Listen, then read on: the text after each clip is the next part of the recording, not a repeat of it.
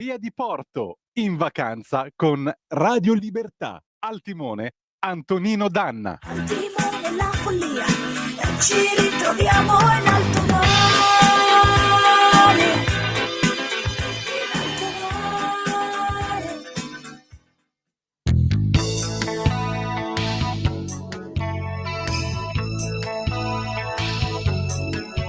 Per quest'anno non cambiare, stessa spiaggia, stesso mare, per poterti rivedere, per tornare, per restare insieme a te. E come l'anno scorso, sul mare col pattino, vedremo gli ombrelloni, lontano, lontano, nessuno ci vedrà, vedrà, vedrà.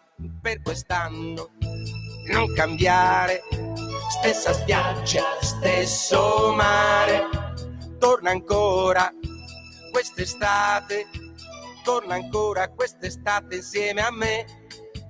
Per quest'anno non cambiare, stessa spiaggia, stesso mare, per poterti rivedere, per tornare, per restare insieme a te. E come l'anno scorso, sul mare col pattino, vedremo gli ombrelloni, lontano, lontano, nessuno ci vedrà, vedrà, vedrà. Per quest'anno non cambiare, stessa spiaggia, stesso mare, torna ancora quest'estate, torna ancora quest'estate insieme a me. E come l'anno scorso, sul mare col pattino, vedremo gli ombrelloni, lontano, lontano, nessuno ci vedrà, vedrà, vedrà. Per quest'anno non cambiare, stessa spiaggia, stesso mare, torna ancora quest'estate, torna ancora quest'estate insieme a me. E come l'anno scorso, sul mare col pattino, vedremo gli ombrelloni, lontano, lontano, nessuno ci vedrà, vedrà, vedrà. Per quest'anno non cambiare, stessa spiaggia, stesso mare, torna ancora quest'estate, torna ancora quest'estate insieme a me. Stessa spiaggia, stesso mare, insieme a te.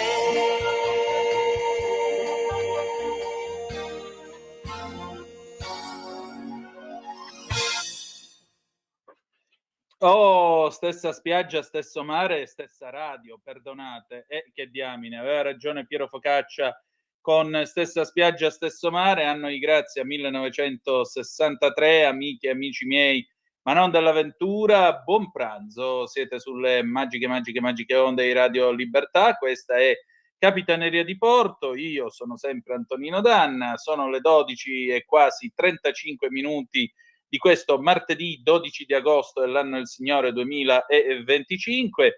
Noi siamo in diretta e come sempre io vi ricordo le nostre cose. Primo, date il sangue soprattutto in estate, perché serve sempre e salverete vite umane, e chi salva vite umane salva il mondo intero. Secondo appello, radiolibertà.net, fesso chi non lo legge e anche fesso chi non clicca sostienici e poi abbonati, perché vi perdete un bellissimo giornale online che contiene liberamente il nostro direttore responsabile Giovanni Sallusti, gli auto da fè di Giulio Cainarca, le videopillole della rassegna stampa che per ora conduco io supplendo a Sammy Varin fino al 29 di agosto e molta altra bella roba ancora, se permettete. Quindi radiolibertà.net, the place to be.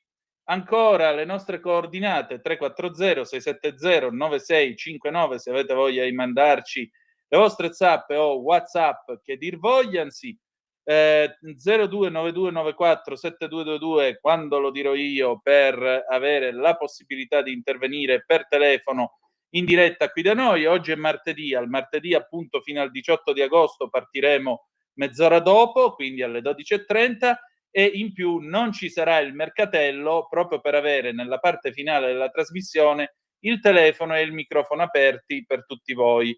Questo perché siccome la trasmissione al martedì fino al 18 agosto segue il buon Zulin, quindi duriamo una mezz'oretta in meno, a maggior ragione ho voluto insomma che al martedì ci fosse quest'area franca, questo spazio supplementare di telefonate per voi. Bene, noi cominciamo la nostra trasmissione, diamo un'occhiatina adesso alle agenzie, diamo una scorsa veloce segnatamente al sito dell'ANSA. Voglio salutare il nostro Francesco, ma credo che dovremmo aver già fatto il cambio dei macchinisti, quindi se non sbaglio dovrebbe esserci già Sveva ancora no, in plancia comando. Ci sei, Sveva? Materializzati. No, ancora io. Ah, ci sei ancora tu, ok, va bene. Allora ancora non siamo arrivati a Piazza Garibaldi, va bene, poi dopo il cambio macchinisti si fa sempre là. Va bene, intanto ancora grazie caro Francesco. L'ANSA, la tragedia sul litorale veneziano, ve l'ho detto stamattina in rassegna stampa, è stato trovato il corpo del bambino di 6 anni scomparso in mare, disperso nelle acque di Cavallino Treporti. Ieri si era fatta addirittura una catena umana per cercare di salvare questo piccolo. Garlasco, il PM di Pavia, il DNA dell'ignoto 3 da una contaminazione nell'autopsia, quindi continua questa telenovela. Tutti, e lo dico con molto dispiacere, credetemi, tutti minori di 14 anni, donna travolta e uccisa a Milano, rintracciati 4 ragazzini, a quanto pare sarebbero tutti rom. Ucraina, i leader UE, la pace non può essere decisa senza l'Ucraina, l'Europa non si fida, incalza il tycoon, niente diktat. Questo tanto per darvi un breve ragguaglio di quello che succede nel nostro vasto mondo, mentre apriamo come sempre i locali della nostra Capitaneria di Porto. Allora, adesso si sono fatte nel frattempo le 12:38 minuti e 35 secondi. Adesso noi diamo un'occhiata, ecco, vi voglio dare infatti questo aggiornamento su Milano. Andiamo sull'ADN Cronos, donna travolta e uccisa da auto rubata a Milano, rintracciati 4 minorenni in campo Rom. 3 ragazzini e una ragazzina tra gli 11 e i 13 anni sono stati rintracciati dagli agenti della polizia locale di Milano perché considerati responsabili dell'incidente che ha causato la morte della 71enne Cecilia De Astis, investita e uccisa ieri in via Saponaro, quartiere Grattosoglio. Secondo i primi accertamenti, alla guida dell'auto rubata c'era un 12enne. Da più di 2 ore sono in corso le perquisizioni nel campo Rom di via Selvanesco, distante dal luogo dell'incidente, in cui sono stati rintracciati 4 minori nati in Italia di origini bosniache. Le perquisizioni nell'accampamento vengono svolte da personale della Polizia Locale di Milano. È la procura per i minorenni ad aver ricevuto il fascicolo di indagine sui 4 ragazzini. I giovani che viaggiavano su un'auto risultata rubata non sono imputabili. La legge prevede che la capacità di intendere e volere necessaria per essere imputabili si presume a partire dai 14 anni. Tanto io vi dovevo. Le 12:321, le 12:40 minuti in questo preciso istante. Noi adesso andiamo in Calabria e ci andiamo ad occupare della faccenda del food truck, il camion dei panini in quel di Diamante, la perla dell'Alto Tirreno Cosentino, che insomma a quanto pare potrebbero essere stati questi panini col botulino a causare 2 morti e una serie di intossicati gravi. E allora io ne ho parlato con Mirella Molinaro, valente collega della Verità, e abbiamo fatto un po' il punto della situazione. State a sentire che cosa ci siamo detti. Francesco, vai pure, grazie. E allora, ringraziandola soprattutto per la pazienza, io voglio salutare e dare il bentornato alla nostra Mirella Molinaro, valente collega della Verità, che scrive sia per la Verità che per altre testate. Allora, Mirella, scusami, che cosa sta succedendo a Diamante? Ieri, nella rassegna stampa di Radio Libertà, io ho dato questa notizia del fatto, scriveva per esempio l'ADN Kronos, che addirittura adesso ci sarebbero dei medici indagati per la morte di un ambulante turista napoletano e poi di una villeggiante che a causa di un panino con i friarielli, insomma, si sarebbero beccati la contaminazione da botulino, e tutto questo dopo aver comprato e consumato questi panini presi da un camion bar, camion chiosco sulla spiaggia di Diamante. E ora che succede? Ciao Antonino e ciao a tutti i radioascoltatori. Vi ringrazio come sempre per l'invito, ma soprattutto per la possibilità che mi date anche di contribuire in un momento così delicato su questa notizia appunto che tu hai introdotto, di anche fare un pochino di chiarezza per quello che ovviamente sono le informazioni in mio possesso. Allora, diciamo che in Calabria, ma un po' in tutta Italia, perché come appunto dicevi tu citando la rassegna stampa di ieri, è una notizia questa della intossicazione da botulino che è avvenuta comunque in Calabria, dove c'è stato questo focolaio, perché ormai lo ha così definito l'Istituto Superiore di Sanità, a Diamante, quindi siamo sulla costa dell'Alto Tirreno Cosentino, che da calabrese tengo a difendere anche come una delle zone più belle di tutta la bellissima regione Calabria. Decisamente. Ovviamente questo è un episodio di cronaca che ha ovviamente agitato le acque calabresi di questa estate calda, ed è un fatto però, come anche sosteneva ieri il sindaco di Diamante, isolato, cioè circoscritto, nel senso che è un episodio che è avvenuto. Che cosa è avvenuto? Cerchiamo un po' di fare chiarezza e anche di riannodare un po' le fila di un discorso che di ora in ora diventa sempre più ingarbugliato, perché il 3 agosto diverse persone, Diamante anche appunto definita la città dei murales, è una località turistica della costa tirrenica della provincia di Cosenza, anche meta di turismo da giugno fino a settembre, quindi diversi turisti e anche alcune persone del luogo hanno mangiato, come capita durante l'estate, di mangiare un panino da questo che ormai noto alle cronache nazionali come food truck, ma noi in Calabria e penso un po' in tutta Italia lo chiamiamo il camioncino dei panini, quindi un furgoncino che vendeva dei panini, di proprietà di un ragazzo che ha appena 33 anni e che vendeva questi panini sul lungomare di Diamante da un po' di tempo. Queste persone mangiano un panino e poi la notizia dal 4 in poi, agosto, diventa notizia di cronaca perché è ufficiale, quindi viene divulgata una notizia poi verificata da tutti gli organi di stampa di due ragazzi, perché iniziano in due ad arrivare all'ospedale di Cosenza e a finire rianimazione, due minorenni, tra l'altro due ragazzi di 17 anni, per aver mangiato un panino. Inizialmente appunto si parlava di broccoletti, poi di cime di rapa, perché tu sai benissimo, noi che facciamo parte di questo affascinante ma delicato mondo dell'informazione, che le notizie non le diamo sbagliate perché vogliamo informare in modo sbagliato, ma oggi con i social c'è questa corsa un po' a chi dà prima la notizia, a chi si rende protagonista anche della notizia, quindi erano stati diffusi anche sui social dei video del camioncino, dei video comunque insomma anche di questa informazione, di questa notizia, che era al momento circoscritta a due ragazzini. Da lì però inizia ad aumentare il numero dei ricoverati, che a tuttora è a 14 persone ricoverate nell'ospedale di Cosenza, di cui fino all'ultimo bollettino diffuso dall'azienda ospedaliera ne abbiamo 5 in rianimazione, le cui condizioni sono per fortuna comunque delle condizioni stabili che fanno sperare in un netto e graduale comunque miglioramento, e altre persone invece sono ricoverate, 3 ci sono dei bambini ricoverati in pediatria e poi altre 6 persone nelle diverse aree mediche. Questo è il fronte delle persone che hanno iniziato ad avvertire dei sintomi, inizialmente si ipotizzava comunque un'intossicazione da botulino, ipotesi perché è necessario una conferma delle analisi.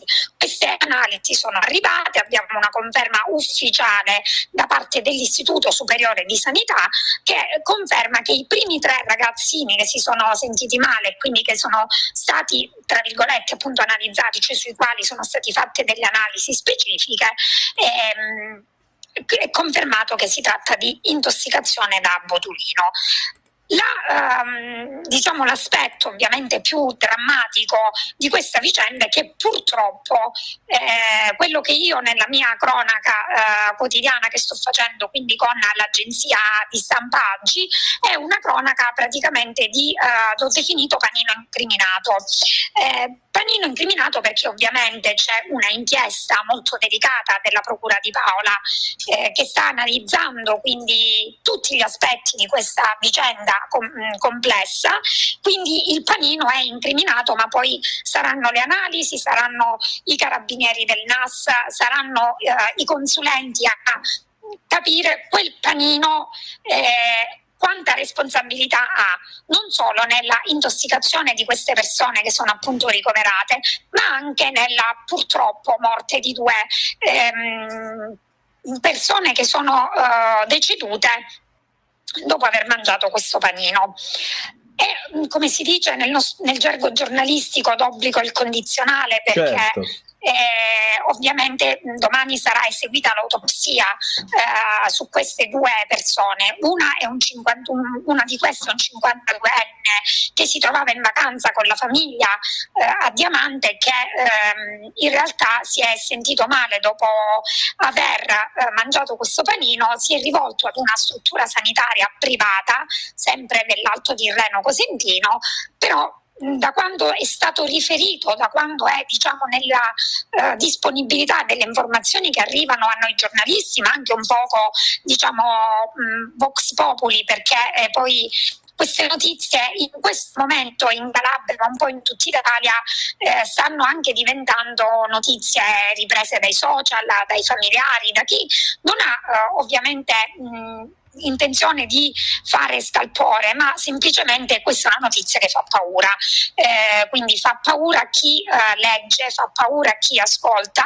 fa paura perché purtroppo è capitato che mangiando un panino 2 persone sono decedute e 16 persone sono finite in ospedale, 14 come ti dicevo prima sono in ospedale a Cosenza, 2 risultano ricoverate in strutture ospedaliere della Campania, proprio perché, caro Antonino, questo panino è stato mangiato anche dai tanti turisti che, come ti dicevo prima, nei mesi del luglio e agosto vengono al mare sulla Tirreno Cosentino. Quindi noi troviamo tra le persone ricoverate molti che sono appunto di fuori regione, quindi Lombardia, Roma, e che erano venuti per trascorrere una vacanza al mare di relax. Purtroppo è successo, ora bisognerà individuare delle precise anche e specifiche responsabilità, ed in questo io voglio ribadire da giornalista un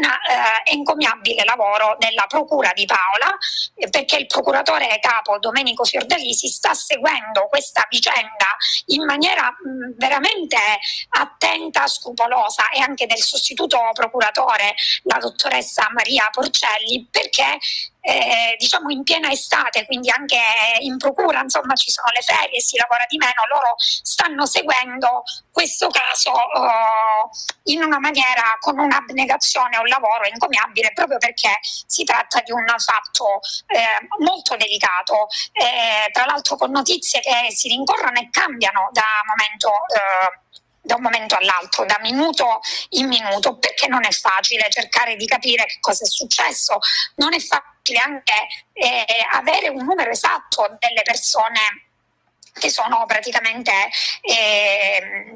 che hanno avvertito comunque dei sintomi dopo aver mangiato questo panino, perché a questo camioncino in tanti hanno mangiato il panino il 3 ma anche qualche giorno prima.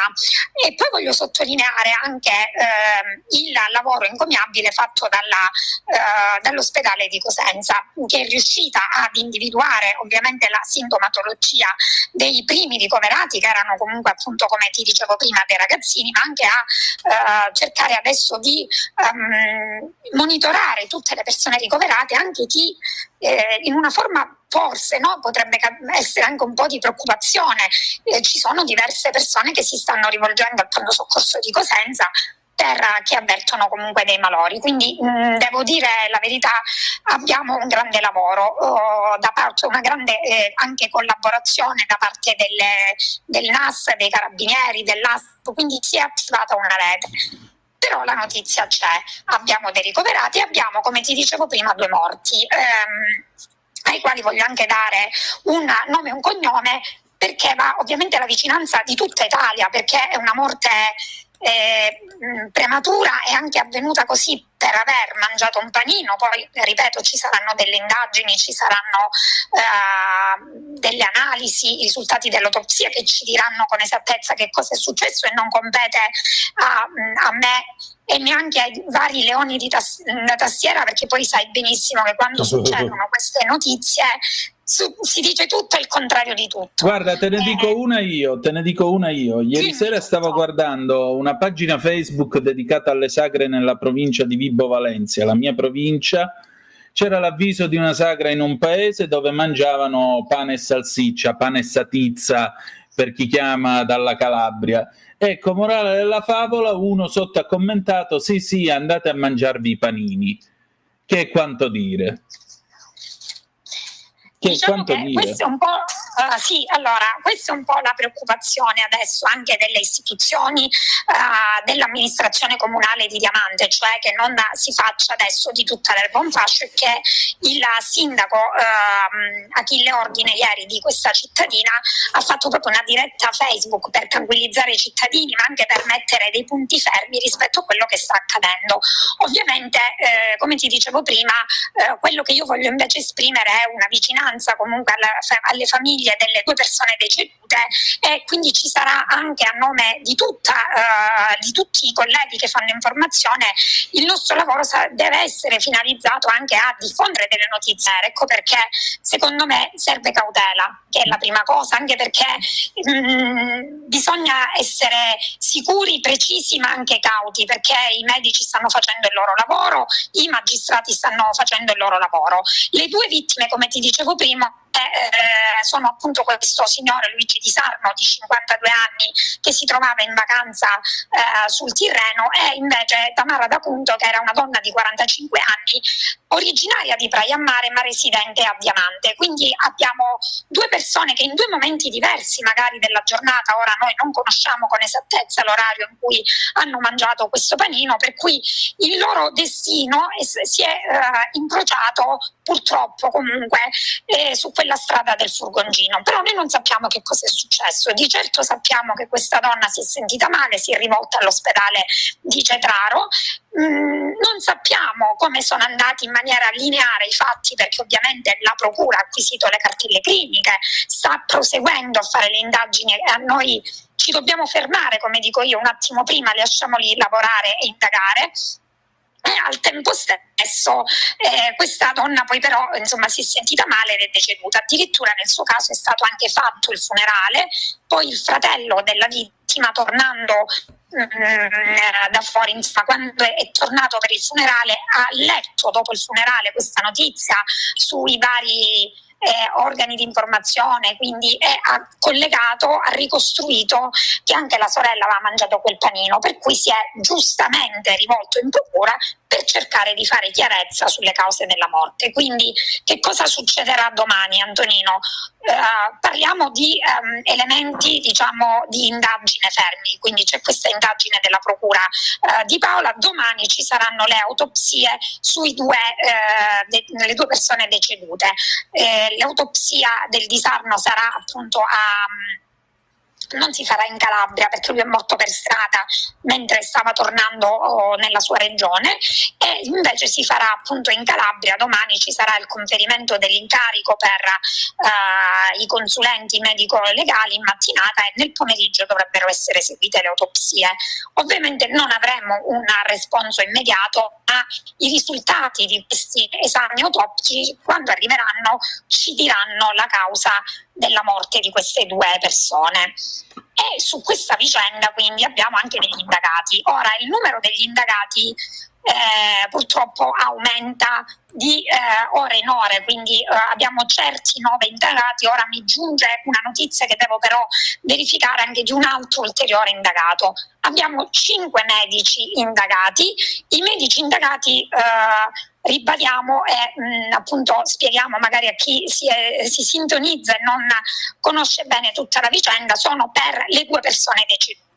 Quindi abbiamo 3 medici di una struttura privata dell'Alto Tirreno Cosentino e 2 medici che sono in servizio all'ospedale di Cetraro. Ovviamente da prassi questo è un atto dovuto, indagare i medici che hanno preso in cura le persone che si sono rivolte e poi sono decedute, che sono rivolte ai sanitari e poi sono decedute. Perché? Perché domani sarà compiuto un atto irripetibile, che è quello dell'autopsia. Certo. Quindi in qualità di indagati i medici avranno la possibilità di nominare un consulente medico legale, lo avranno già nominato, che ovviamente parteciperà all'autopsia e quindi tutelerà, diciamo, i diritti di tutte le persone indagate. Quindi anche qui fermiamoci al dato, diciamo, di cronaca, al dato giudiziario. E tra gli indagati c'è anche il venditore, appunto il proprietario di questo food truck, che è un giovane del luogo di Diamante, che appunto aveva questo camioncino dal quale vendeva i panini e tutti i prodotti tipici, il cibo, il famoso, oggi lo chiamiamo street food, ma è il panino che compri per strada, diciamo, no? E quindi lui è attualmente indagato, risponde di reati come appunto l'omicidio colposo, perché abbiamo 2 persone decedute, risponde di lesioni perché abbiamo 16 persone ricoverate in ospedale al momento, e abbiamo poi anche il commercio di sostanze alimentari nocive. Ovviamente siamo in una fase preliminare, siamo in una fase di indagini, quindi sono ipotesi di reato. Il giovane che è difeso da un avvocato appunto del Foro di Paola, l'avvocato Francesco Liserre, ha ribadito la sua totale, diciamo, anche collaborazione alle forze dell'ordine, ed è, come ha anche affermato il suo avvocato, che ha diffuso anche, insomma, le informazioni tramite la sua voce di quelle che sono ora le condizioni di questo venditore ambulante. Cioè lui il camioncino è ovviamente sequestrato e lui è distrutto, così lo definisce il suo avvocato, moralmente, psicologicamente, perché ovviamente non immaginava quanto accaduto. Ha raccontato ai magistrati di come lui disponeva questi prodotti, quindi, perché all'inizio, appunto, come ti dicevo prima, ci sono state delle informazioni un po' inesatte: il panino con la salsiccia e le rape, il panino con i broccoli, alla fine sono questi famosi friarielli. Sì. Quindi questo barattolo era esposto sul camioncino. Lui ha dichiarato, ha ovviamente spiegato che cosa faceva tutti i giorni. L'ipotesi qual è? È che ci possa essere sicuramente stato, cioè sicuramente no, ci possa essere stato una diciamo negligenza nella conservazione e nella somministrazione di questi alimenti, anche perché lui dice: ho ottenuto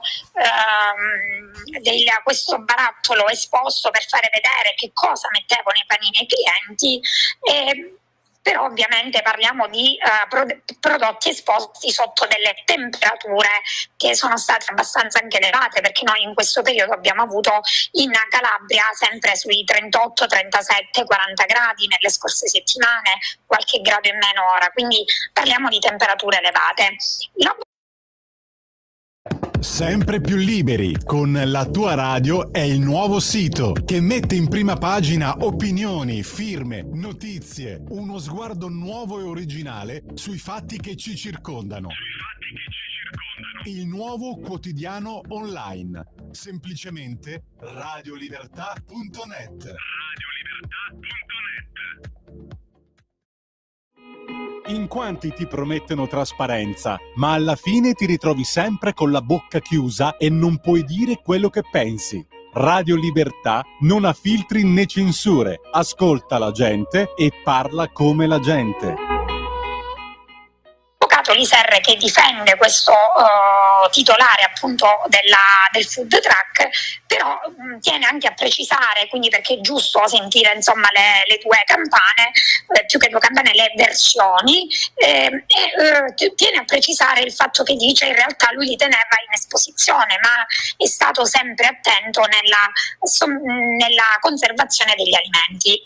Ovviamente saranno le analisi che sono state già insomma disposte su tutta la merce che questo ragazzo insomma teneva nel suo furgoncino, quindi ci sono i NAS, ci sono analisi che vengono fatte sulla conservazione, sulla anche integrità di questi alimenti. E ci sono tra gli indagati anche praticamente i legali rappresentanti delle ditte sia di produzione di questi fierielli che anche quelli invece della vendita.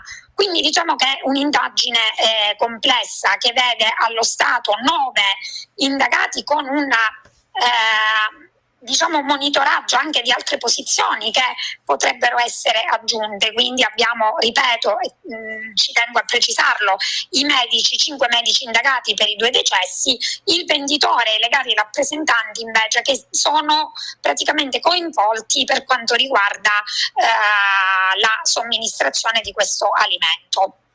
Mirella, dimmi. Di sicuro c'è che è stato il botulino ad intossicare queste persone, perché poi tutti hanno in comune l'aver mangiato lo stesso panino con gli stessi ingredienti. Dimmi Antonino. Si è scritto che il ragazzo, il titolare del food truck, non abbia mai fatto i corsi di formazione sulla sicurezza alimentare, che in fondo sia uno che si è improvvisato semplicemente perché in Calabria lavoro non ce n'è. È vera questa cosa? O siamo anche qua nel campo delle illazioni senza senso?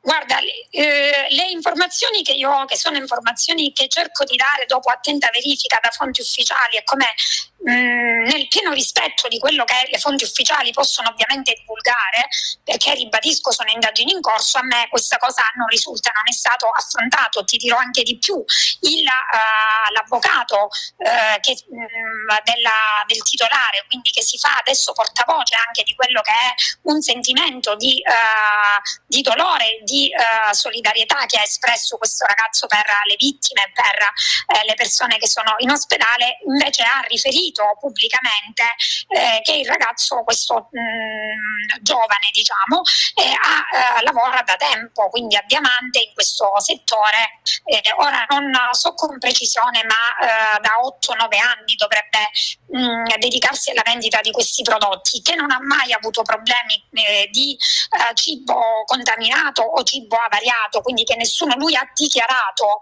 ai magistrati che non ha mai avuto in passato dei precedenti, quindi di persone che si sono sentite male comunque mangiando i suoi prodotti. Ora sui corsi di formazione, se lui li avesse fatti, se gli compete o non gli compete farli, che poi bisogna anche appunto vedere tutta la parte comunque amministrativa, io dico lasciamo fare il lavoro ai magistrati, nel senso, a me personalmente non risulta, non lo so, ti dico non lo so, ti dico quello che mi ha detto l'avvocato, vendeva questi prodotti da 8-9 anni, sempre sul lungomare di Diamante, sempre con le stesse modalità, e come ha dichiarato ai magistrati ed è emerso comunque dall'esito dell'interrogatorio, lui ha detto di non avere mai problemi.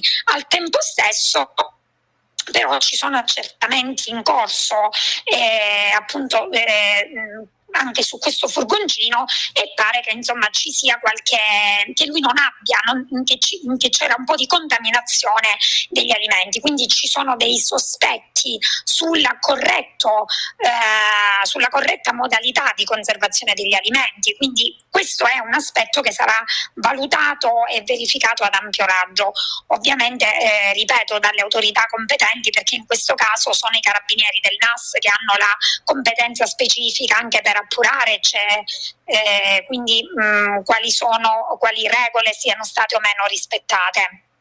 Certo. Senti, che cosa ci possiamo aspettare adesso? Cosa succederà nelle prossime ore con l'autopsia? Allora, come ti accennavo prima, domani ci sarà appunto l'autopsia. Non credo che riusciremo ad avere delle notizie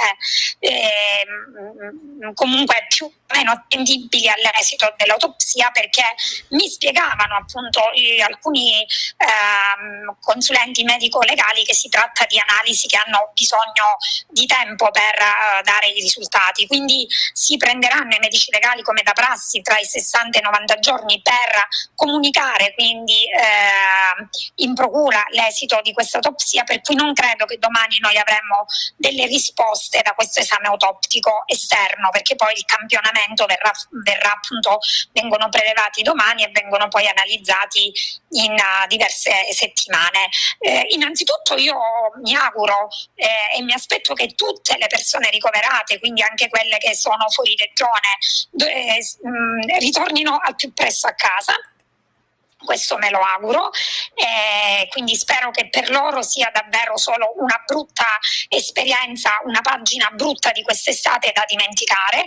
Quindi mi auguro di ricevere già tra stasera e domani ulteriori bollettini ufficiali dall'ospedale di Cosenza sulle condizioni di miglioramento, e quindi spero che i 5 che sono in terapia intensiva saranno trasferiti al più presto. Questo me lo auguro, lo spero, e ci tengo molto che questa cosa avvenga, perché veramente è una notizia che ha preoccupato un po' tutti, perché a tutti può capitare di mangiare un panino e di sentirsi male.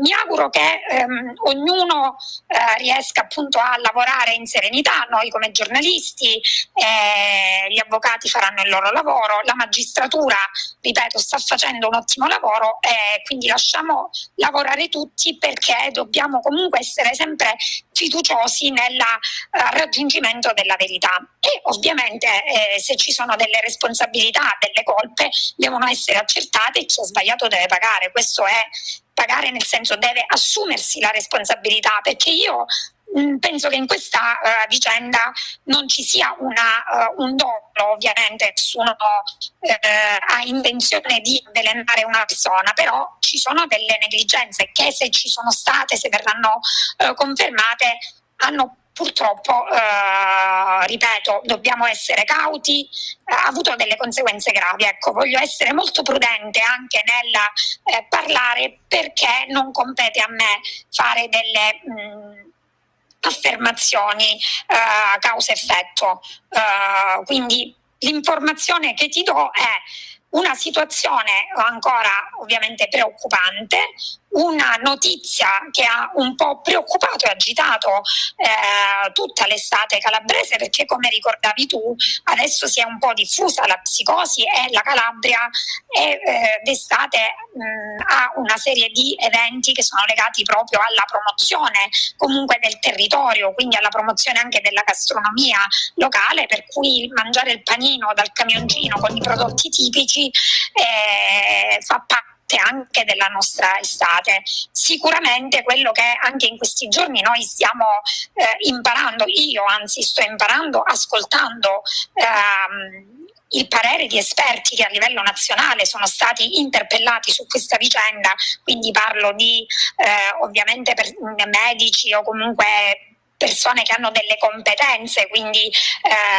sulla qualità degli elementi, degli alimenti, è sicuramente quello che è il cibo di strada.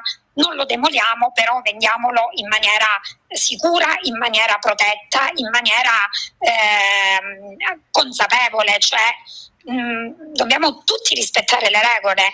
Quindi sicuramente un monito di maggiore attenzione, questo sì, quindi non demoliamo nulla, non facciamo caccia alle streghe, proviamo noi giornalisti a dare un'informazione corretta e, ripeto, il primo pensiero va sicuramente alle famiglie delle vittime, ma anche alle persone ricoverate per le quali spero questa vicenda si concluda con un sicuramente lieto fine, però insomma nel più breve tempo possibile si possa dimenticare. Mirella, meglio non si poteva dire, io mi associo in tutto ai tuoi auspici e alle tue valutazioni. Avremo modo di tornare su questo tema e ti ringrazio del tuo tempo e della tua cortesia come sempre. Grazie a voi e buon lavoro. Ciao. In quanti ti promettono trasparenza, ma alla fine ti ritrovi sempre con la bocca chiusa e non puoi dire quello che pensi? Radio Libertà non ha filtri né censure. Ascolta la gente e parla come la gente.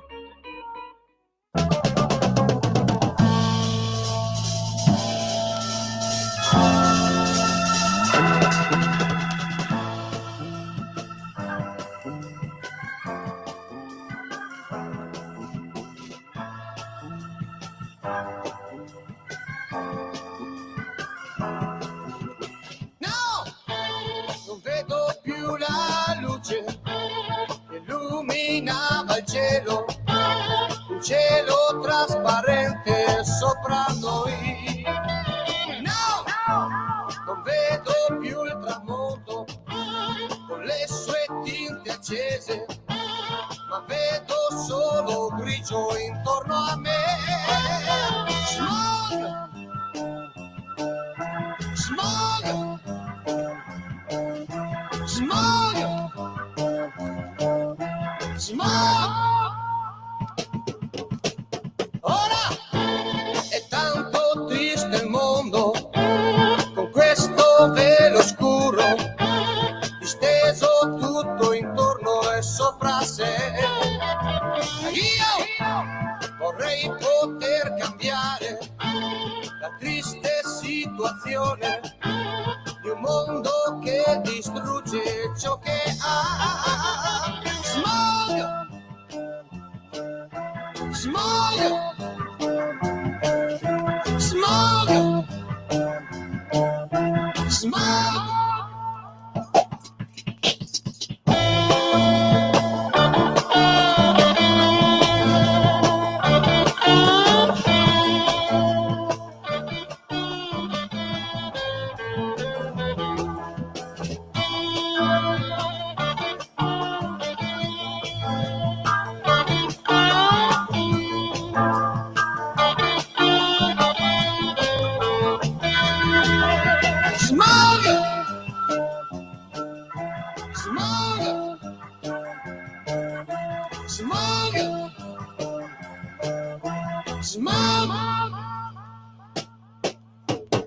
Io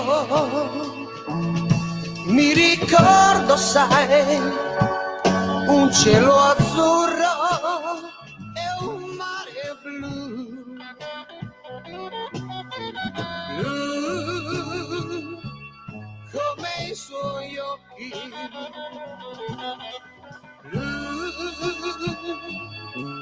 ed ora non ci sono più. C'è solo smog, smog, smog, c'è solo smog, no, no, no, no, smog, c'è solo smog, c'è solo smog, oh no, no, smog.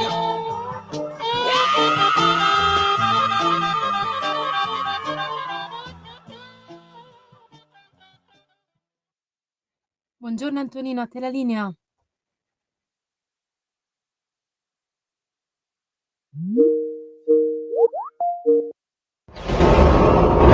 Radio Libertà. Veniamo da una lunga storia e andiamo incontro al futuro con spirito libero per ascoltare tutti e per dare voce a tutti. Di nuovo a te la linea Antonino. Grazie a te, cara Sveva. Come vedete abbiamo fatto il cambio dei macchinisti in perfetto orario. Buon lavoro alla nostra Sveva. E allora avete ascoltato il nostro colloquio con Mirella Molinaro e avete ascoltato anche questo pezzo del 1974, Smog, cantata dai Black Sound. Perché questo pezzo alle 13:15 minuti e 37 secondi sulle magiche onde di Radio Libertà? Per il semplice e banale motivo che adesso parliamo di inquinamento, un inquinamento drammatico che da 20 anni l'Italia segue e che l'Italia dovrà purtroppo portarsi appresso per i prossimi 70, 80. La terra dei fuochi. Pino Ciociola, coraggioso collega di Avvenire, commenta con noi gli ultimi sviluppi di alcune vicende giudiziarie che riguardano la terra dei fuochi, ma soprattutto lancia un allarme. Fate attenzione perché l'Italia ha voltato le spalle a una tragedia che non è affatto finita. Sveva, se sei pronta, vai pure. Antonino, scusami, c'è una chiamata, ero un attimo al telefono con una signora. Va Può bene, andare in pronto, chi è diretta là? oppure la faccio chiamare dopo, la signora Lisetta? La prendiamo subito. Signora Lisetta, dica. Pronto? Niente, andiamo con Pino Ciociola, per favore, Sveva, vai pure. Pronto? Richiami Pronto? dopo, Lisetta, mi perdoni, dopo. Andiamo. Va bene, ok. Grazie. Antonino, dammi un secondo, scusami. Non c'è fretta, non c'è problema. Allora, nel frattempo vi dico che intanto poi ne parleremo nell'ultima parte della trasmissione. Con le previsioni del tempo, l'Italia, pensate, è più calda del Maghreb, scrive la DN Cronos. Milano con 37 gradi ha superato Algeri e Tunisi e almeno fino a sabato 16 le minime saranno sui 25 gradi, le massime sui 38-39.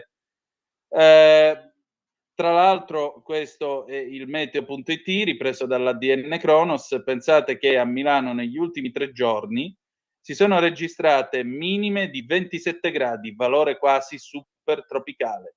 Va bene, ma adesso andiamo nella terra dei fuochi insieme con Pino Ciociola, coraggioso inviato di Avvenire. Vai pure, Sveva.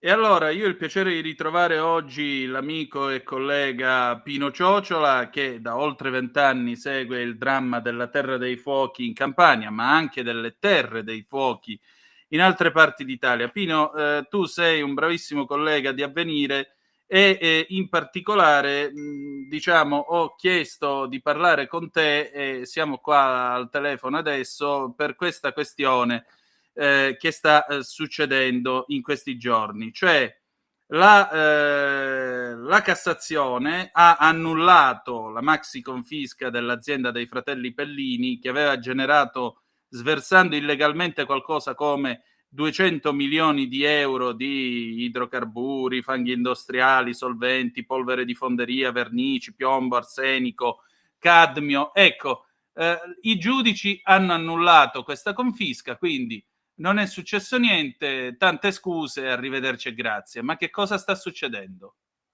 Un saluto a chi ci ascolta, ciao Nino, grazie per il bravissimo giornalista, non ne sono convinto, ma va bene. Sta succedendo che hanno applicato la legge è quella e nel momento in cui devo scarcerarti per decorrenza dei termini, devo anche, a ruota viene annullato il decreto di confisca della Corte d'Appello. Tra l'altro in questo caso annullato perché comunque era stato depositato entro i termini previsti dalla legge, quindi fine della storia magari no, ma insomma si volta pagina. E ripeto, la legge può piacere o non piacere, a me non piace neanche da lontano o una sola virgola, ma questo è. Sappiamo che poi si potrebbe discutere sulle leggi, ma sappiamo anche che quelle che non ci piacciono si combatte per cambiarle, ma si rispettano, per cui resta un'amarezza che francamente non ha fine, ma non puoi fare altro che andare avanti per la tua strada. Che abbiano versato l'ira di Dio non ci piove. Che poi la legge permetta determinate scappatoie è un altro discorso, legato oltretutto, siccome parliamo appunto di ricorrenza dei termini e quant'altro, legato anche alla farraginosità della macchina della giustizia. Ecco appunto, anche perché i Pellini sono stati condannati definitivamente a 7 anni per il disastro ambientale che hanno contribuito a causare nella Terra dei Fuochi. E poi domenica scorsa Roberto Saviano scriveva che addirittura dopo questo annullamento per decadenza i giudici hanno tentato di fare un nuovo sequestro che potrà essere annullato di nuovo in Cassazione. Quindi mi pare proprio che la giustizia praticamente ha finito per inciampare sui suoi stessi passi. Allora io mi domando, i cittadini che fiducia possono avere nello Stato davanti a tutto quello che è successo nella Terra dei Fuochi? Dovrei risponderti dicendoti che è molto molto difficile avere fiducia nella giustizia di questi tempi. Sono tanti e tanti anni che va avanti una sorta di gioco delle parti, nel senso che io faccio qualcosa, qualcuno la disfa, poi la rifaccio, poi viene disfata di nuovo. Ripeto, dal punto di vista giuridico, 99,9%, il 99,9% delle volte è corretto. Chiaro che poi tu ti domandi che vado avanti a fare. Sai, più in grande, un po' come la storiella famosa, io ho tanti amici, ma ho sentito tanti altri che ne hanno, dei poliziotti che magari arrestano il pesce piccolo, lo spacciatore, parlo ovviamente di droga, cambio argomento Certo. per un attimo, e poi se lo ritrovano sistematicamente il giorno dopo o quasi, o 2 giorni dopo a spacciare sempre lì, e magari dopo la quinta, sesta volta smettono di arrestarlo e si girano. Non sarà bello, ma io lo comprendo perfettamente. Ecco, più in grande la sensazione che si ha è esattamente questa, e magari ti fa passare la voglia, ma vediamo di andare avanti, ecco. Pino, ma in tutto questo, voglio dire, la gente ha sviluppato una coscienza critica, una coscienza sociale. La gente davanti a tutto questo, perché non si ribella? È brutto, ma ti rispondo a una domanda con un'altra domanda. Tu senti più, a parte te e la tua trasmissione, tu senti più parlare o leggere in giro di terra o terre dei fuochi? Esattamente queste 3 parole. Anche No, solo terra dei fuochi. Ne leggi più, ne senti più. no, E no. quindi la risposta è esattamente tutta qui.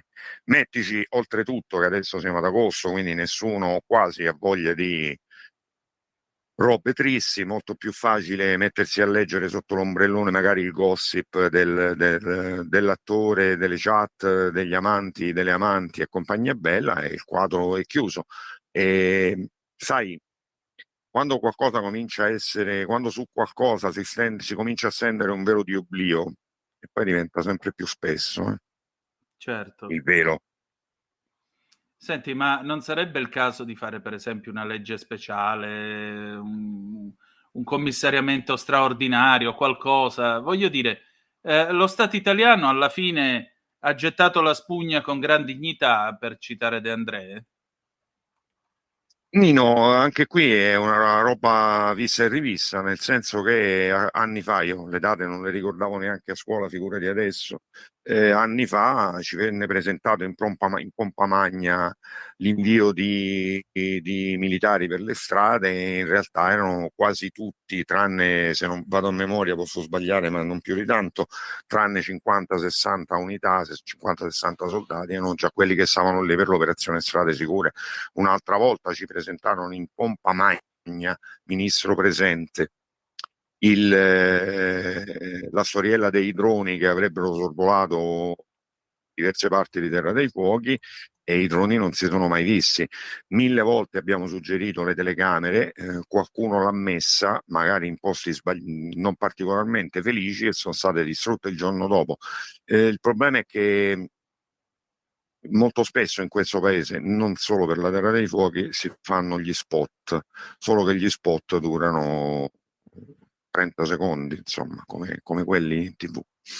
Certo. Senti, ma sul fronte giudiziario, al di là della vicenda dei Pellini, la magistratura sta facendo comunque qualcosa?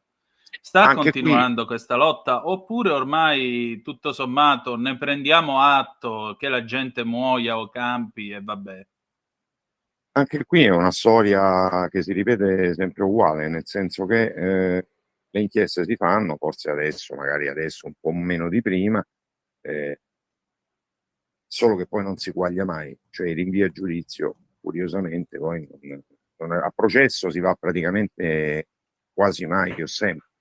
Io non ti cito i dettagli, ma c'è successo tante volte negli ultimi 15 anni di essere convocati a una conferenza stampa o addirittura un sopralluogo nei posti dove era stato sversato di tutto, annunciandoci l'inchiesta, quello che era stato trovato, compagnia bella, e poi però non si è mai andati minimamente a giudizio e processo. Quindi non so cosa risponderti, mi verrebbe di ripeterti la storia degli spot, ma tanto te l'ho già detta, quindi non so cosa dirti.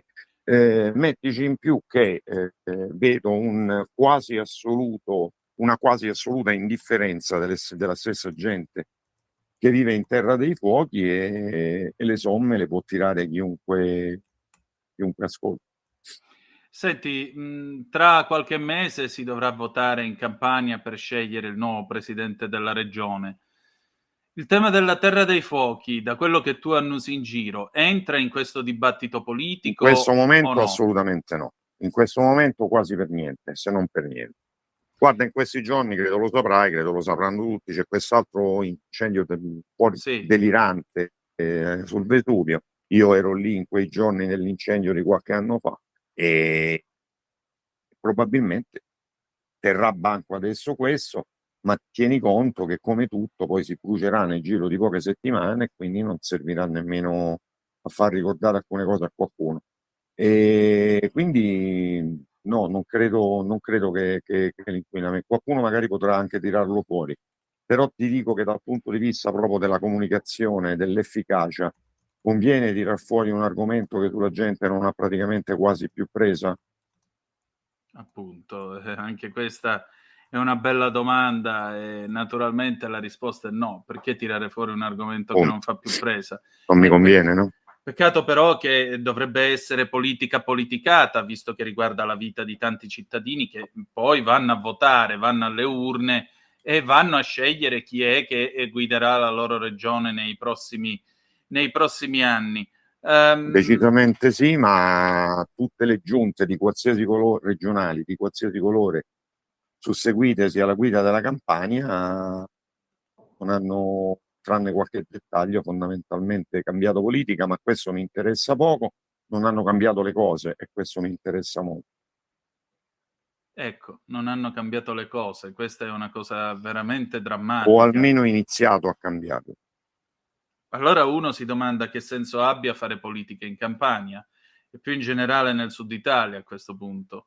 E non vuole essere una Bisogna, domanda razzista, attenzione. ma figurati, anche perché io non sono neanche come te, non la penso come te, nel senso che io mi domando che senso abbia ovunque dalla Sicilia alla Val d'Aosta. Ma non Mh, credo che sia la domanda sia che senso abbia fare politica. Credo la domanda invece dovrebbe essere perché si lascia fare politica sempre agli stessi personaggi che sostanzialmente, anzi, che a livello locale sono ancora più conosciuti. bella domanda. Bella domanda, forse perché anche tanta gente non si sente incoraggiata a fare politica. Io ad esempio non la farei neanche, non c'è un motivo al mondo che me la farebbe fare, però vabbè, io capisco che ho un ruolo diverso, faccio il giornalista, è un'altra storia, e per come la veda io, i giornalisti e i magistrati dovrebbero poter entrare in politica ma non poter tornare indietro, perché la loro credibilità finisce, ma appunto questo è un altro ragionamento. Non so cosa risponderti, perché poi la politica dovrebbe essere quella roba famosa che significa servire gli altri, e mi pare che finisca diversamente troppo di frequente. C'era uno di Brescia, fatto papa e dopo santo, che diceva che la politica è la più alta forma di carità possibile, Esatto, ma mi pare che perfetto. nella terra dei fuochi carità ce ne sia stata ben poca. Ma sai, anche qui non saprei cosa risponderti. Io ho conosciuto i bimbi che sono morti, e Eh. sappiamo per certo che sono morti per inquinamento. A quel punto il resto mi interessa poco. nel senso che quando vedi un bimbo, io l'ho raccontata questa storia alla tua radio, non ti Sì. torno a dare i dettagli, ma insomma, dopo che giochi un pomeriggio con una bimba che ha la flebo della chemio nel braccio, le patatine nell'altra ed è completamente calva per la chemio stessa e poi muore dopo 5 o 6 mesi, sai cosa mi frega di politica, chiacchiere, aule giudiziarie e via dicendo, nel senso che la vita solo di quella bambina valeva più di tutto questo ambaradanza. E Pino. chiunque facesse politica, ma non solo lui, qualsiasi giornalista, qualsiasi magistrato dovrebbe farsela qualche domanda quando muore un bambino solo, figuriamoci quando raccontiamo di bambini morti a mazzi. Pino, ma allora c'è una via d'uscita a sta storia? Come se ne esce? Non lo so. Dovrei dirti che non ci credo alla via d'uscita, nonostante il mio carattere sia completamente diverso. Ti aggiungo però probabilmente che non posso rassegnarmi al fatto che non ci sia, o almeno che io non la veda più. Senti, per finire, che cosa farai domani? Non lo so, sono sinceramente nel dubbio, perché la voglia di mollare tutto c'è già da tempo. In realtà poi magari diventa un problema addormentarsi, tu sai la tua parte è poco o nulla, anzi più nulla che poco, però perlomeno la fai perché è la tua. Non lo so, sono onesto, non lo so, non lo so perché poi contro i mulini a vento hanno lottato fino alla fine soltanto uno e il suo scudiero, per cui non lo so, in tutta franchezza no. Però sai, il mondo non viene distrutto perché resta sempre un congruo numero di giusti che continuano a cercare di fare cose giuste. Cerca di restare in quel numero, questo è quello che io Per ti carità, alla fine magari probabilmente andrà così. Coraggio, Pino, coraggio. Sì, ma non ti amareggi perché comunque non è giusto. Quindi, Certo che ma non non è lo giusto non per me, non è giusto non è giusto per quella stessa gente a cominciare proprio dai bambini. E allora ti amareggia vedere che poi cambia poco o nulla, vale la pena aggiungere solo un dettaglio, vale la pena solo aggiungere una cosa. Gli effetti di quello che è stato sversato, il picco non è ancora arrivato e dureranno ancora 60, 70, 80 anni. Direi che insomma spiega bene la situazione. E io non ho altro da aggiungere, però so che contro l'ingiustizia si può sempre gridare e a maggior ragione è stato giusto parlarne oggi, mentre l'Italia guarda da tutt'altra E parte. di questo ti ringrazio. No, sono io che ringrazio te. Grazie, Pino. Un abbraccio a te e un saluto a chi ci ha ascoltati. In quanti ti promettono trasparenza, ma alla fine ti ritrovi sempre con la bocca chiusa e non puoi dire quello che pensi? Radio Libertà non ha filtri né censure. Ascolta la gente e parla come la gente. Stai ascoltando Radio Libertà. la tua voce libera, senza filtri né censura. La tua radio.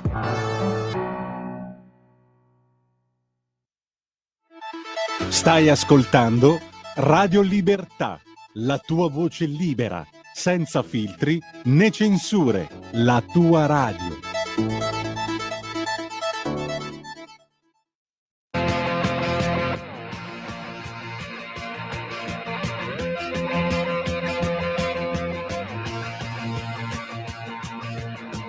Bam bam, mon ça se passe, j'ai sur mon lit à bouffer sa langue en buvant trop mon whisky. Quant à moi, peu dormi, vie débris, mais j'ai dû dormir dans la gouttière où j'ai eu un flash. En 4 couleurs. Allez hop, un matin, une louloute est venue chez moi, poupée de cellophane, cheveux chinois, un sparadrap, une gueule de bois. A bu ma bière dans un grand verre en caoutchouc. Comme un indien dans son igloo. Ça plane pour moi.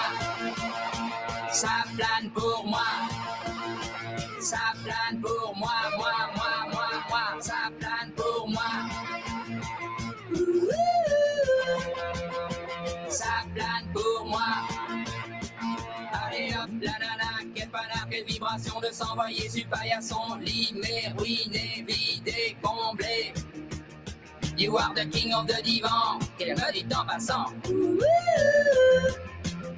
I am the king of the divan. Ça plane pour moi.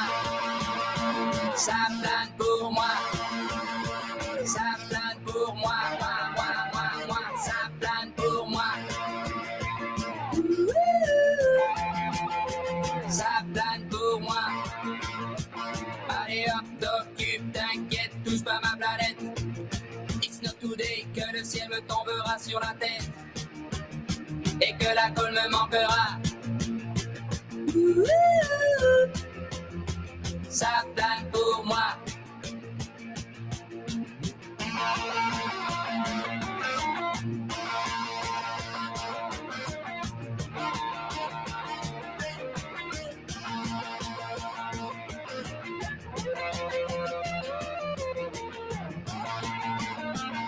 Allez hop, banana, c'est tiré, c'est barré, enfin c'est marre à tout casser. L'évier, le bar me laissant seul, comme un grand connard. Le pied dans le plat, ça plane pour moi. Ça plane pour moi. Ça plane pour moi, moi. Ça plane pour moi. Ça plane pour moi. Ça plane pour moi. Ça plane pour moi. Ça plane pour moi. Di nuovo a te la linea, Antonino. Grazie a te Sveva, avete ascoltato Plastique Bertrand, Ça plane pour moi, 1977. Le 13, 37 minuti e 12 secondi sulle magiche onde di Radio Libertà. Antonino Danna al microfono con voi qui per Capitaneria di Porto. Permettete, mia zia Santina quando crescevo ed ero adolescente diceva: Nino, ascolta quando parlano gli uomini. Pino Ciociola è un uomo e io l'ho ascoltato con molta attenzione e spero lo abbiate ascoltato anche voi. Comunque, apriamo i telefoni 0292947222. Da questo momento il telefono è aperto. Oggi, siccome appunto al martedì fino a giorno 18 noi non saremo in onda appunto in edizione completa dalle 12 alle 14, ma dalle 12:30 fino alle 14, allora niente mercatello e lasciamo questo spazio alle vostre più che gradite e attese telefonate. Quindi signora Lisetta, io la sto aspettando con mucho gusto e sentiamo un po' che cosa ci vorrà dire quest'oggi. Oltre a ciò, naturalmente vi stavo dicendo del meteo di Caronte che ha infiammato l'Italia. La DN Cronos, eccoci qua, che cita Lorenzo Tredici, meteorologo responsabile media del meteo.it, conferma numerosi picchi italiani più alti rispetto a quelli registrati in Marocco, Algeria, Tunisia. A Milano negli ultimi 3 giorni si sono registrate minime di 27 gradi, valore quasi super tropicale. Con notte super tropicale si intende una notte con minima superiore ai 30 gradi, massime di 37. Situazione meno rovente di notte sulla capitale con minime 23-24 gradi ma massime simili attorno ai 36-38. Ad Algeri, di contro, la minima è scesa fino a 21 gradi di notte, la massima è salita al più fino a 34 gradi, così come a Tunisi. La capitale del Marocco, Rabat, trovandosi lungo le coste oceaniche, ha fatto fatica a superare i 30-33 gradi. La causa del caldo asfissiante, presente invece nelle nostre città, è stata l'espansione geografica verso nord-est dell'anticiclone Caronte, dal cuore del Sahara verso Francia e Italia centro-settentrionale. Queste zone si trovano sotto i massimi pressori della cupola prepotente che schiaccia al suolo afa, calore, numeri infernali. A proposito, devo andare pomeriggio a pigliarmi il copertone nuovo, la ruota col copertone nuovo della Vespa. Io non oso immaginare sti 20 chilometri di strada che devo fare con la Vespa per arrivare fino a Magenta, ragazzi. Ve lo giuro, sto sudando già adesso solo al pensiero. Questa cupola di AFA sta portando valori record anche in Francia, a livello del 2003, anno che si credeva eccezionale, mai più ripetibile per almeno 100 anni. E invece negli ultimi 22 anni abbiamo avuto situazioni anche in Italia peggiori del famigerato 2003, a conferma della drammaticità del riscaldamento globale causato dall'uomo. Questa cupola rovente non mostra debolezze, almeno fino a sabato 16 il caldo italiano sarà caratterizzato da minime sui 25 e massime sui 38-39 gradi. Localmente i valori saranno più bassi, mentre in altre zone potranno raggiungere punte di 41-42 gradi. Farà più caldo al centro-nord che al sud. Tra domenica 17 e mercoledì 20 in particolare, ecco, è prevista una leggerissima flessione termica con minime sui 23-24 gradi, massime 35-36. Farà dunque ancora gran caldo nonostante la flessione. La brutta notizia è che da metà della prossima settimana e dentro il weekend 23-24 agosto potrebbe, il condizionale d'obbligo vista la distanza temporale, tornare una canicola ancora più opprimente con la coppia termica minime e massime 27-40, coppia di temperature che ci spaventa tanto e ci fa superare addirittura il clima magrebino. Nel dettaglio, martedì 12 al nord, sole, caldo e afa. Locali temporali di calore sulle Alpi. Al centro, sole, caldo e afa. Alcuni temporali di calore sull'Appennino. Al sud, sole e caldo. Mercoledì 13 al nord, sole, caldo intenso. Occasionali temporali di calore sui rilievi. Al centro, sole e caldo. Isolati temporali pomeridiani sui rilievi. Al sud, tanto sole e caldo. Giovedì 14, sole e caldo intenso, temporali più presenti sulle Alpi. Al centro, sole e caldo intenso, temporali di calore in montagna. Al sud, sole e caldo intenso, temporali sui rilievi e zone vicine. Tendenza: anticiclone africano a oltranza con temperature massime fra i 35 e i 40 gradi.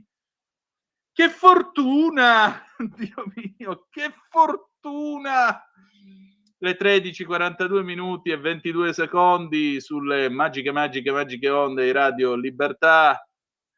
Coraggio, coraggio, arriverà Ferragosto e poi arriverà finalmente quel temporale che tutti noi stiamo sognando e pian piano riuscirà a riportare l'aria fresca nelle nostre case e vedremo tutti i termometri interni, quelli delle caldaie li vedremo andare giù lentamente ma inesorabilmente e diremo: ah, finalmente, che goduria. Dai, coraggio. Ormai siamo agli ultimi strattoni dell'estate, poi dopo avremo quest'inversione più o meno, almeno si spera. Una volta era così, quando le stagioni avevano la loro cortesia. Dopodiché, comunque 0292947222, ma al telefono c'è già la signora Lisetta. Ben trovata. Altrettanto, grazie a lei. Allora, sempre sui dati di Trump, signor Tonino. Sì. No, non era questa, l'altra notizia gliela do domani però. I dazi USA, ho pensato a un'altra cosa ancora. Dica. La cura è molto semplice, signor Tonino, acquistare solo merci europee. Un esempio, le moto Harley Davidson lasciamole al mercato USA. In Europa e a maggior ragione in Italia abbiamo ottime moto, perché acquistare moto Yankee? Non ne vale la pena, signor Tonino. Idem gli alcolici, il whisky, l'inglese o il brand italiane per me sono molto migliori. Tutto qua, io la saluto e buona giornata. Il resto glielo dirò domani però. Ok, grazie signora Lisetta, grazie ancora. Signor Tonino, idem gli alcolici. Allora, io vorrei dire questo. Sì, l'idea non è male. Però il problema è che ci sono semiconduttori, prodotti, software, tutta roba che arriva da lì. Come facciamo? Non esiste un sistema operativo europeo per i computer europei. Esiste Windows. Windows è prodotto dalla Microsoft che ha sede a Seattle. Quindi che facciamo? Togliamo Windows dai nostri sistemi operativi, che mettiamo Linux? Interessante. Oppure Apple made in Cupertino, California. Carlo De Benedetti ancora è lì che si macera per il fatto di non aver voluto investire nell'Apple nei primi anni '80 e magari avrebbe salvato l'Olivetti, chi lo sa. Però resta il fatto che il sistema operativo è un sistema operativo sviluppato negli Stati Uniti d'America. Che facciamo? Non so, cioè non è che possiamo limitarci solo a non comprare le Harley Davidson o i prodotti americani. Non lo so, non capisco il senso di tutto questo, anche perché leggevo ieri, e questo sarà un pezzo che uscirà su Italia Oggi nei prossimi giorni, però ve lo anticipo già un pochino. L'Economist faceva un esempio molto interessante e diceva questo, che i dazi trampiani in realtà saranno una sconfitta per gli Stati Uniti d'America, per un motivo molto semplice. Intanto chi è che la paga? La paga il consumatore che sugli scaffali non ha più libertà di scelta, perché chiaramente il prodotto europeo costa molto di più e specialmente quelli che non hanno tutti questi soldi dovranno necessariamente fare una scelta e vedere limitate le loro possibilità. Ora io come consumatore mi sento defraudato di una delle mie libertà che sono in fondo l'essenza stessa della democrazia, che è appunto la libertà di scelta. La seconda cosa, questo presidente, se ci fate caso, ha un uso personale dei dazi. Questa era l'analisi che faceva l'Economist. L'uso personale dei dazi come strumento politico. Quindi non sono più dei dazi che vengono fatti su base fiscale, su base di quello che volete voi, di ragioni commerciali e così via. Sono dei dazi che vengono fatti su base politica. Per cui noi entriamo in un nuovo sistema nel quale l'America userà questo clima continuo sul chi vive, per cui oggi con l'India i rapporti vanno bene, t'abbasso il dazio. Domani ti compri il petrolio russo, te lo raddoppio. E questo inevitabilmente farà sorgere, dicono gli inglesi, tutta una serie di società di lobby che necessariamente difenderanno gli interessi delle aziende negli Stati Uniti d'America.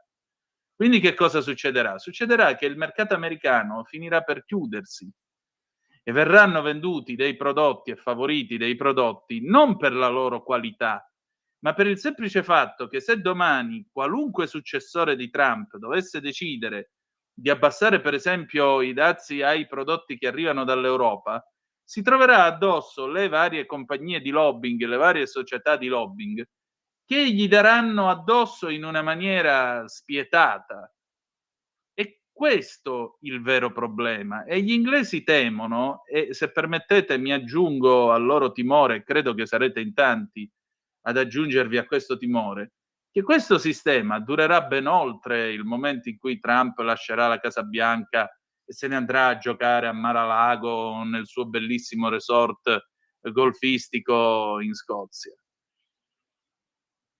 È proprio questo il guaio. Noi rischiamo di giocare veramente una partita che però sarà anche una partita persa dagli Stati Uniti per un altro motivo.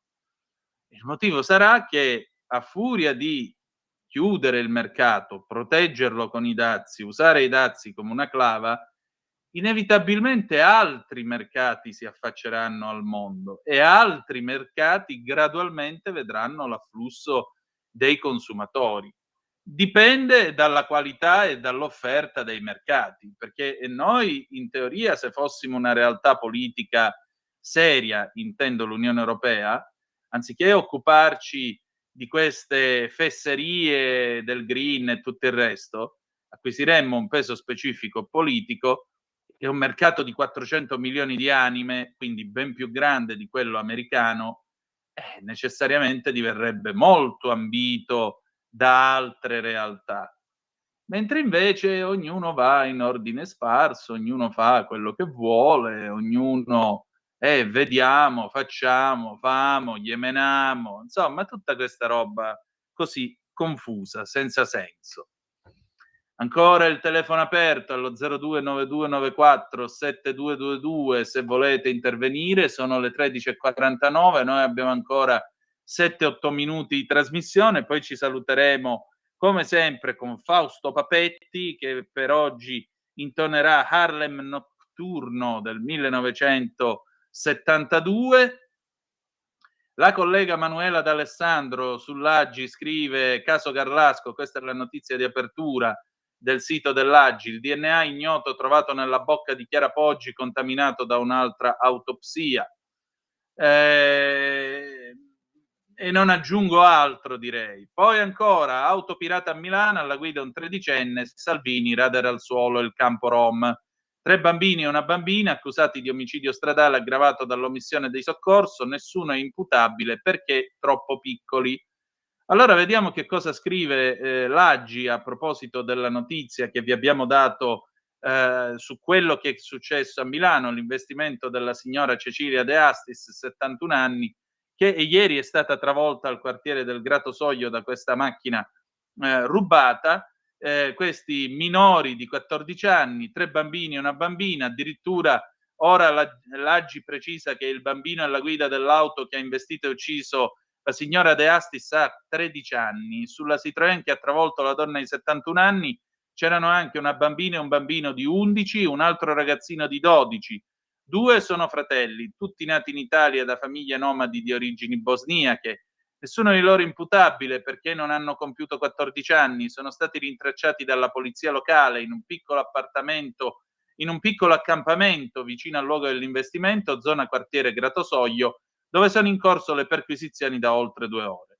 Le indagini della polizia locale di Milano per rintracciare i minorenni a bordo dell'auto rubata che ha ucciso Cecilia De Astis sono partite da un dettaglio: le magliette uguali indossate dai 3 maschietti del gruppetto di 4. Con il logo i vigili sono risaliti al negozio dove sono state acquistate, il cui impianto di videosorveglianza ha restituito immagini più dettagliate. L'impegno della polizia locale e la conoscenza del territorio, dovuta al costante monitoraggio da parte degli agenti, ha permesso a quel punto di identificare i responsabili che sono stati poi rintracciati stamattina alle 7 in un'area privata di via Selvanesco.